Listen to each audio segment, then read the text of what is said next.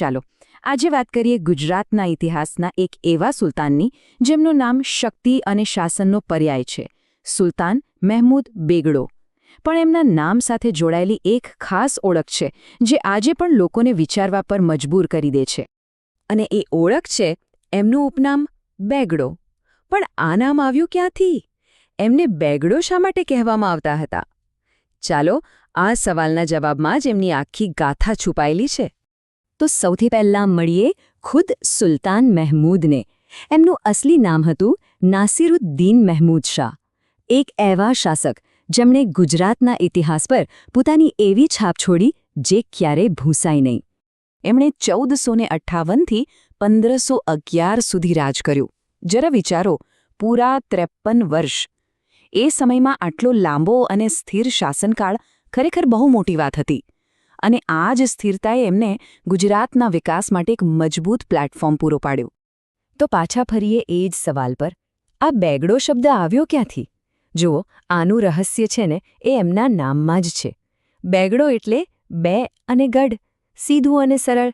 બે ગઢ એટલે કે 2 કિલ્લા. અને આ 2 કિલ્લાની વાત આપણને સીધા લઈ જાય છે એમના જીવનના સૌથી મોટા અને શક્તિશાળી પ્રકરણ પર, એમની સૈન્ય સિદ્ધિઓ પર. આ 2 કિલ્લાઓ પરનો વિજય જ હતો જેણે એમને ઇતિહાસમાં બેગડો તરીકે અમર કરી દીધા. અને આ કોઈ એવા તેવા કિલ્લા નહોતા. એક તરફ હતો સૌરાષ્ટ્રની શાન, જૂનાગઢનો એ અડીખમ ગઢ ગિરનાર, અને બીજી બાજુ પાવાગઢનો એ પહાડી કિલ્લો જેને જીતવો લગભગ અશક્ય મનાતો હતો. આ 2 ગઢ જીતવા એટલે આખા ગુજરાત પર રાજ સ્થાપિત કરવા બરાબર હતું. આ વિજય કેટલો મુશ્કેલ હતો એનો અંદાજ ખાલી એક આંકડા પરથી લગાવી શકાય: 20 મહિના. જી હા, માત્ર પાવાગઢના કિલ્લાને જીતવા માટે સુલતાનની ફૌજને પૂરા 20 મહિના સુધી ઘેરો ગાલીને બેસવું પડ્યું હતું. આ વાત જ એમની જીદ અને તાકાત બતાવવા માટે પૂરતી છે. અને બસ આ 2 મહાન વિજય પછી જ સુલતાન મહેમૂદ શાહ બની ગયા. મહેમૂદ બેગડો. આ નામ હવે ખાલી એક ઉપનામ નહોતું રહ્યું, એ તો એમની તાકાત અને જીતવાની જીદનું પ્રતીક બની ગયું હતું. પણ વાર્તા અહીં પૂરી નથી થતી. મહેમૂદ બેગડાની ઓળખ ખાલી એક યોદ્ધા તરીકેની નથી. એ જેટલા મોટા વિજેતા હતા ને એટલા જ મોટા નિર્માતા પણ હતા. તો ચાલો હવે એમના આ પાસા પર એક નજર કરીએ. જીતની ઉજવણી કરવાની પણ એમની રીત અલગ હતી. કઈ રીતે? તો કે નવા શહેરો વસાવીને. જૂનાગઢ પાસે બનાવ્યો મુસ્તફાબાદ, ચાંપાનેરને બનાવી દીધો મુહમ્મદાબાદ, અને વાત્રક નદી કાંઠે વસાવ્યો મહેમદાબાદ. આ શહેરો આજે પણ એમના વારસાની સાક્ષી પૂરે છે. હવે જુઓ, આટલું મોટું સામ્રાજ્ય ચલાવવું એ કંઈ રમત વાત નથી.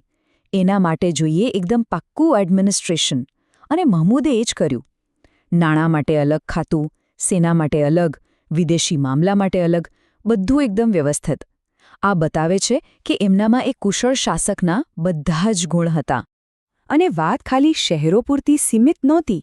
એમણે બાગ બગીચા બનાવ્યા, લોકો માટે કૂવા ખોદાવ્યા, મુસાફરો માટે ધર્મશાળાઓ બનાવી. એટલું જ નહીં, ગુજરાતના વિશાળ દરિયા કિનારાની સુરક્ષા માટે એક મજબૂત નેવી પણ ઊભી કરી. ખરેખર એમની દ્રષ્ટિ કેટલી દૂરની હતી. તો આ બધું ભેગું કરીએ તો મહમૂદ બેગડાનો વારસો કેવો દેખાય? ઇતિહાસકારો એમને એક એવી ઉપમા આપે છે જે એમની મહાનતાનો આખો સાર કહી દે છે. એમને કહેવામાં આવે છે ગુજરાતનો અકબર. બસ આટલું જ કાફી છે. જેમ મુઘલ સામ્રાજ્ય માટે અકબરનું જે સ્થાન હતું, બસ એવું જ કંઈક સ્થાન ગુજરાત સલ્તનત માટે મહમૂદ બેગડાનું હતું. તો ટૂંકમાં એમનો વારસો 2 પાસા ધરાવે છે. એક તરફ એ મહાન યોદ્ધા જેણે 2 અશક્ય લાગતા ગઢ જીતી લીધા, અને બીજી તરફ એ દૂરદેશી શાસક જેણે નવા શહેરો બનાવ્યા અને એક મજબૂત શાસનનો પાયો નાખ્યો. અને અંતે આ આપણને એક સવાલ પર લાવીને મૂકી દે છે: કોઈ પણ મહાન શાસકની સાચી ઓળખ શું છે? એમના જીતેલા કિલ્લાઓ કે પછી એમના બનાવેલા શહેરો અને લોકો માટે કરેલા કામ? આનો જવાબ કદાચ ઇતિહાસના પાનાઓમાં છુપાયેલો છે.